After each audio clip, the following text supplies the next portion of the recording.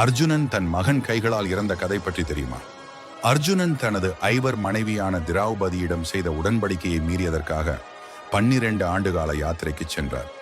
அப்பொழுது மணிப்பூரின் மன்னன் சித்திரவாகனின் மகள் சித்ராங்கதாவை கண்டு அவள் மீது காதல் கொண்டு மனம் முடித்தான் அர்ஜுனன். இவர்களுக்கு பப்ருவாகனன் என்ற ஒரு மகன் உள்ளான்.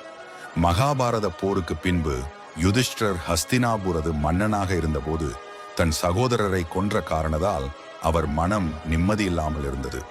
ரிஷிகள் மற்றும் முனிவர்கள் அறிவுரையின் பேரில் அஸ்வமேத யாகம் செய்தார். அஸ்வமேத குதிரையுடன் அர்ஜுனனும் உடன் சென்றான். குதிரை மணிப்பூர் ராஜ்யத்தை சென்றதும் மணிப்பூரின் இளவரசன் பப்ருவாகனன் குதிரையை சிறைப்பிடித்தான்.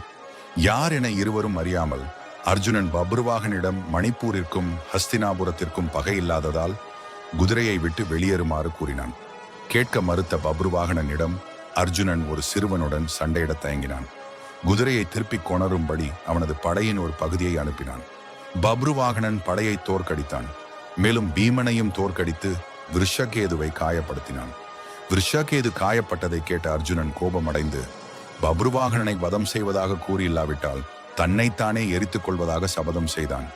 அர்ஜுனன் பப்ருவாகனனுடன் போரிட்டான்.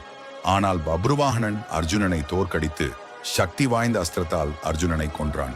பப்ருவாகனன் அர்ஜுனன் தனது தந்தை என அறிந்து வருந்தியவன் தன் உயிரை தியாகம் செய்ய தீர்மானித்தான். அந்த சமயம் அர்ஜுனனின் மற்றொரு மனைவியான உலூபி இறந்த மனிதர்களை மீண்டும் உயிர்ப்பிக்கும் திறன் கொண்ட புராண ரத்தினமான நாகமணியுடன் அந்த இடத்திற்கு வந்தாள்.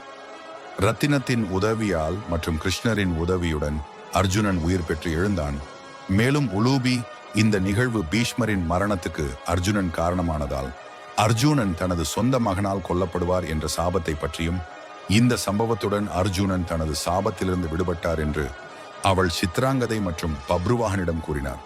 அர்ஜுனன் எழுந்து அவன் மனைவிகள் மற்றும் மகன் இருவரையும் பார்த்து மகிழ்ச்சி அடைந்தான். அர்ஜுனன் உலூபி, சித்ராங்கதா மற்றும் அவன் மகன் பப்ருவாகனனை ஹஸ்தினாபுரத்திற்கு அழைத்துச் சென்றான்.